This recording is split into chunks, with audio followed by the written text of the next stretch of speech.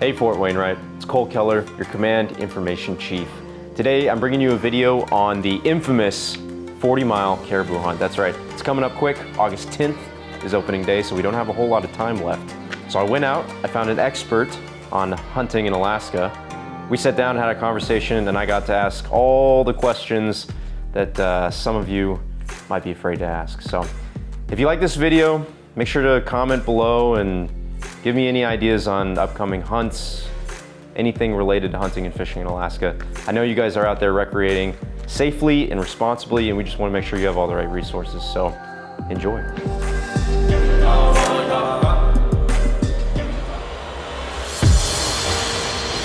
All right, Levi, thanks for joining me today. I appreciate your time. Yeah, no problem.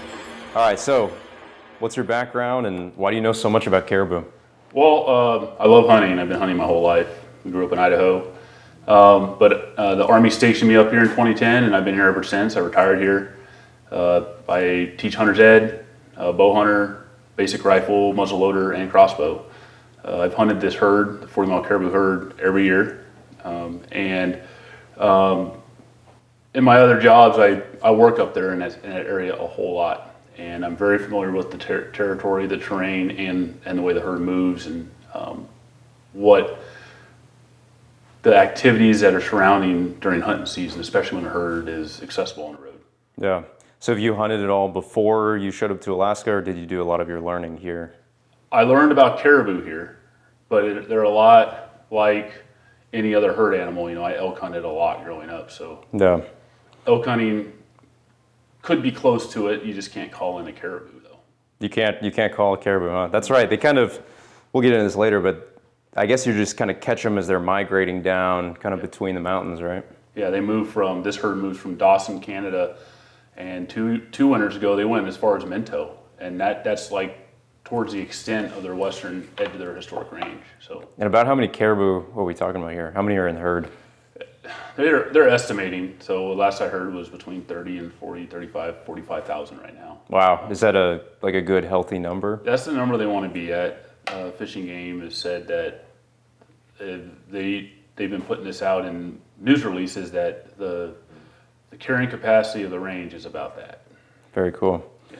So yeah, I guess I think a lot of guys kind of like me show up here, and you know I've done a little hunting and nothing outside of whitetail deer, stereotypical Texas hog hunts and things like that. So I think getting up here is almost a little intimidating because there's no maybe like a structured pipeline into it. You have to know someone like yourself who just has years of experience to kind of draw from. So I think a lot of guys, it sounds like, get here and just are ready to go hit the herd. They get out there and they make some mistakes, and so we're trying to circumvent that, I guess. I did it when I was a new soldier here. Yeah. I heard there's a herd up there. I went up there and looked around, and Got a rifle, got a truck. I already had good that. to go. I just had to find a way to get to the animals. Exactly. I drove into a gravel pit. There was a bunch of locals in there. I said, "You mind if I camp here?"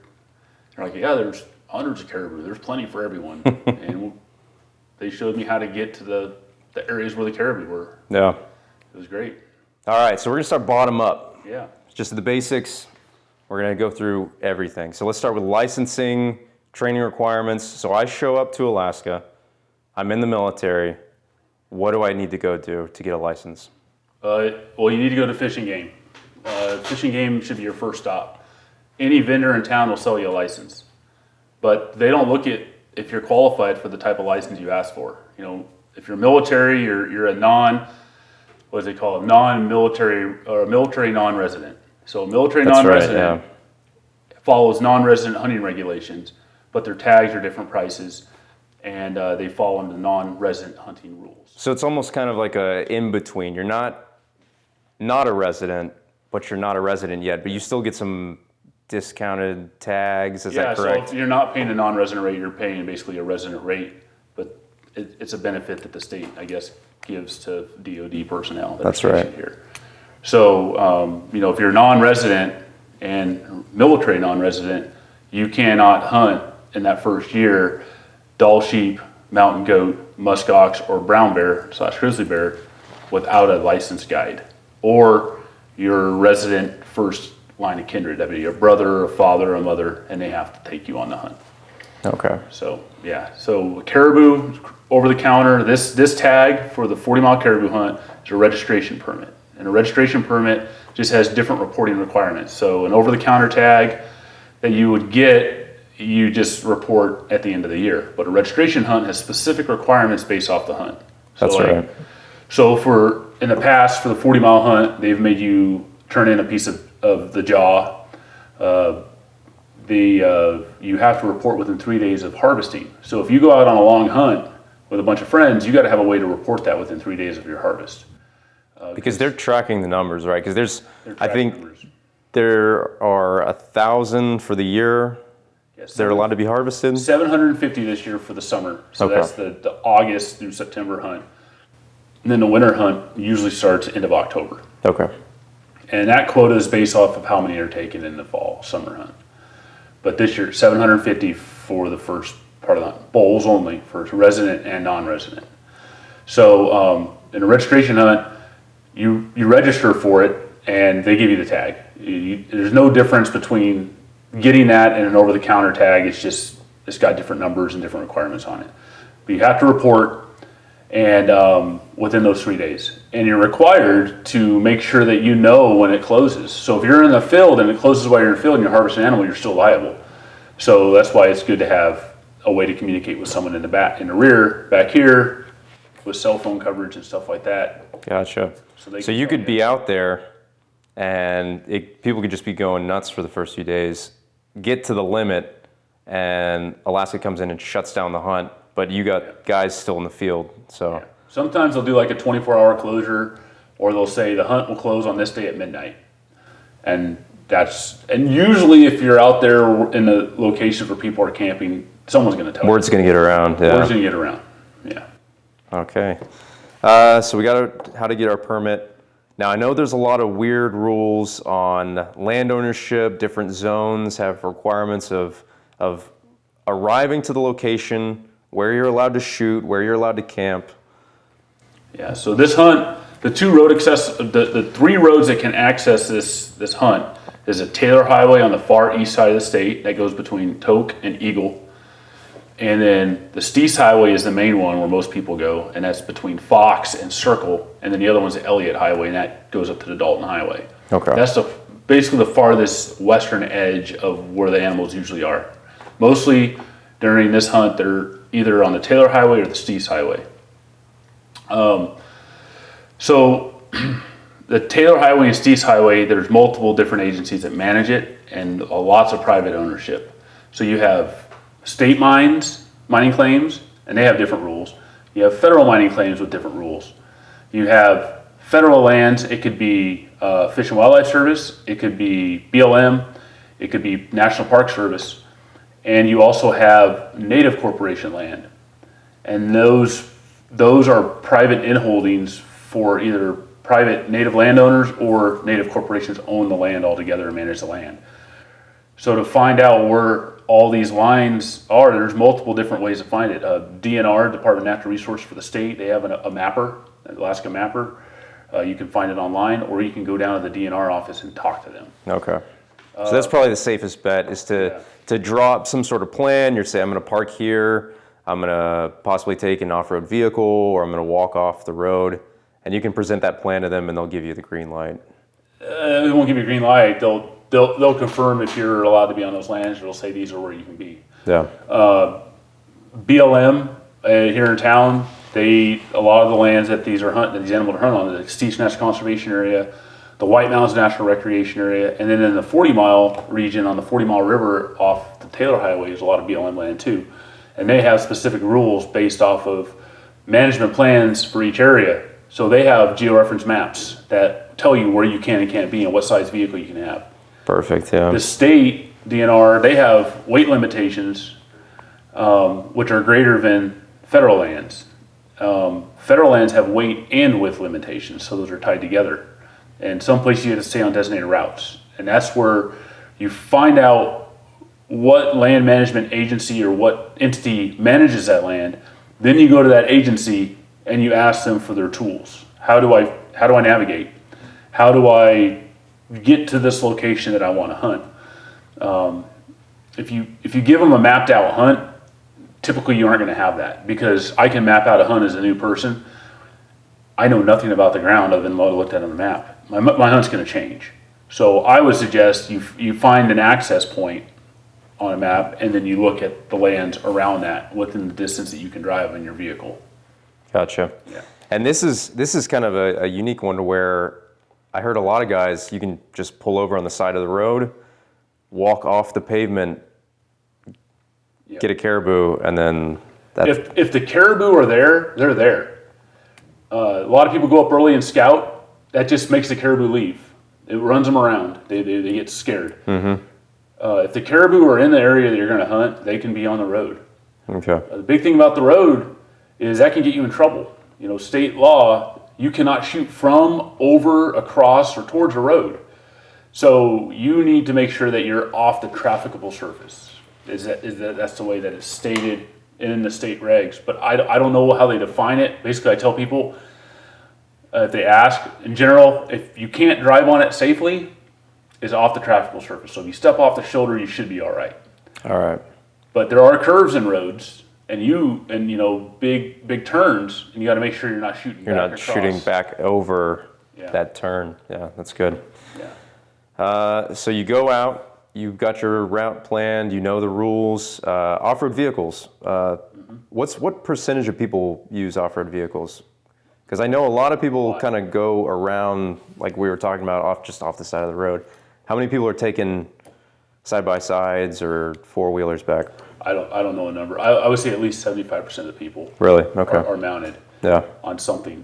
A lot of people, they prefer to hunt non-motorized, and there's lots of places up in the Stees that you can. You can hunt anywhere non-motorized that it's illegal to hunt. But in the White Mountains, they have non-motorized summer areas. The Stees National Conservation Area is only designated routes in the majority of it. So you can walk, you can park and walk forever, and it makes it sporting, and it gives a lot more opportunity to people that don't want to ride around and deal with. There's a joke that this is the Mad Max hunt. All you need is a guy playing a guitar. Yeah, just 100 off-road vehicles just hauling into the land. So yeah, it's a different mentality. Everyone wants to get caribou, but there's a lot of people going after the same 10 caribou group. So there's a lot of bullets flying at it. Yeah. What about harvest requirements? So we find our caribou, we get it down. What's the process after that for harvesting the caribou? So if you draw blood, you should notch your tag. All right, even if you can't find your animal. That's the ethical thing to do.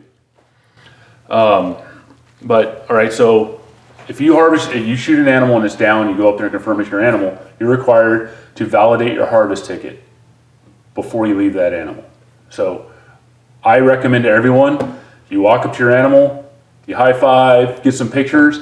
First thing I do is pull out my harvest ticket and validate it, because I've walked away before, back to my four-wheeler, to get my cleaning gear and stuff like that, and I haven't been caught yet, but it's like halfway through cleaning, I'm like, oh yeah, I've been validated. Or I get done, I'm like, so I make it a point now, as soon as I put my hands on that animal and I get done with, the emotional high of harvesting an animal and I'm happy, I'll validate my harvest ticket right there.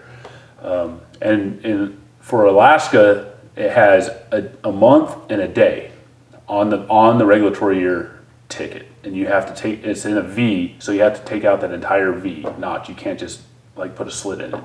Gotcha. So you got to take it all the way out. And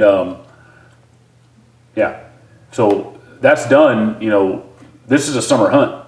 It's either pouring rain or it's really hot, and both heat and moisture can ruin your meat.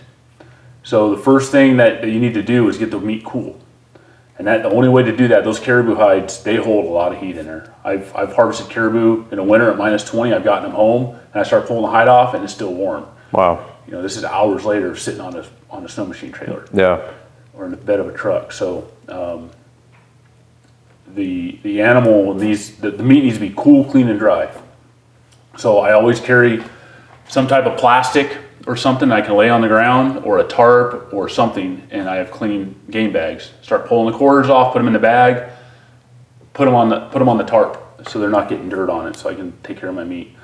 But in a caribou, you got to take all 4 quarters. That's the front quarter and rear quarters. You got to take the back straps, the tenderloin, take all the meat around the ribs. So basically, when you leave that animal, there should only be white showing. There might be some meat and some fat and stuff left on the ribs, but 95% of that meat that's on the animal needs to be taken off. So that's from the base of the skull all the way down to the rear hoof.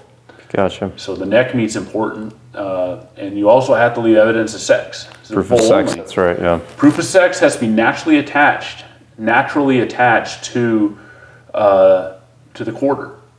So I've messed up before and get moving too fast with my knife. I'm like, it's not naturally attached to the quarter, but there's still a hunk of meat in there, so I'm cutting that out with it attached in case troopers know people make mistakes. So I'm like, I've got this hunk of meat that's attached. I'm sorry, I messed up. Just own up to it. Don't try and hide it. But I always, on the bag that has that quarter in it, I always tie a ribbon on, or I tie a knot that's different so I can find it. Because if I'm on my 4-wheeler, that bag with the quarter with naturally attached sex organ on it, and the bag with the ribs and the neck meat, I make those separate. Smart, yeah. Because when the trooper stops you, he's going to say, "Where's your evidence of sex? Where's your rib and neck meat?" And I can pull that out. That way you have it ready to go. And it's on top of everything, so I'm not unstrapping everything. So I pull those off, and they fill it, and they're going to ask you questions. Just answer truthfully. They're trying to gauge you and see if you're being honest. And if you left that animal in the condition that you know it's supposed to be left in, with mostly all bone and guts, you're fine. But if you have meat that's damaged by the bullet, major blood and everything else, if you're not going to eat it, obviously you're not going to take it. But I always take a video on my phone. Everyone has smartphones now. I leave that animal, I take pictures and video with a date stamped. This is what I took. And I even show where the tenderloins go. So those are things that I've done that have helped me be successful, and it helps the troopers just be like, all right, hey, thanks for doing what's supposed to be done. Yeah. And then you said, how long do you have to report the kill? 3 days. 3 days. Yeah. And that helps update the numbers and keep everything current. Yes. Very cool. Yeah. So I think the final thing is gear. What does your gear setup look like? Ooh, man. So you don't have when I first started hunting up here, I was thinking military contingency, and I'd have like 4 bags. It's like, no, I don't need that. This is about survival. So I always make sure I have rain gear, top and bottom. Very good rain. If I'm on a 4-wheeler, I'm wearing rubber, because I don't need anything that's breathable, and anything breathable is going to leak anyways. I always have good durable boots, because if I have to walk, and I always have a backpack, because if I break down, I got to be able to carry my stuff out while I'm walking. Always want to have a good knife. I carry fish cleaning gloves, so I can clean the animal and I don't have to worry about getting blood and stuff under my knuckles. I mean, you can do it barehanded if you want, but it's just something else to keep you clean. Always have an inReach or a sat phone or something, and it's on my body. It's not strapped to my 4-wheeler. Because if it's in a bag on my 4-wheeler and I roll my 4-wheeler and I'm pinned underneath it, or I'm thrown this way, or if I jump off to go chase an animal, I don't have my communication device with me. Speaking of communication real quick, how do you stay current with the hotline? How do you check? And how frequently do you check to see if the hunt's open still? I check in with my wife and my friends daily, and I leave them information to check the hotline, and they call for me. And if I know I'm going to be in the field for a longer time and I need someone to report my harvest for me, I just ask them to do that for me. And they already have all the information laid out there, my ticket number, my tag number, my license number, and they just get online and do it. Gotcha. Yeah. So whatever, safety gear. Yes, you always want to have some type of first aid. Yep. And a lot of people think trauma. I need quick clot, I need all this. Yeah, you're swinging a knife around and your bullets. But the basic things, what if I cut myself or I sprained something? What am I going to use? Yeah, there's a lot of techniques that you can use for like wilderness first aid with the things around you, but it's nice to have, some Advil, or it's nice to have a small Band-Aid, or something to stop something small. You don't want to pull out a big old pressure dressing for a burn or something. Yeah. So it's and you can go over the top. I mean, it's for survival. Anything that they teach in military schools, you got to have something to start a fire. You got to have something to carry water or get water. You got to have a shelter. So I get Visqueen.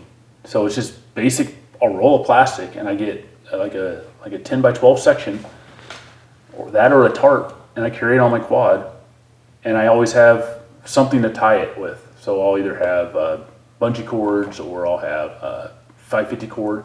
And your four-lure is a great device to tie to. You can lay underneath there and stake out your tarp and lay underneath it, and you'll be out of the elements. Yeah. And where these caribou roam is above tree line mostly. They'll be up there in the storms. They'll be in the thunder, lightning, the hail, golf ball size hail I've seen up there. I've seen it snow the first week of August up there. It snowed in sleet the last couple of weeks up there. Wow. It's just, it's ever changing. And then these hot temperatures, all these thunderstorms coming in the afternoon.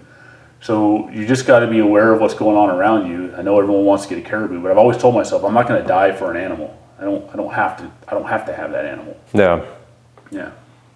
And what about caliber? Because I've heard some rumors out there about some guys taking out a little 5.56, some AR-15 or something, and trying to get the job done with that. It works. Caribou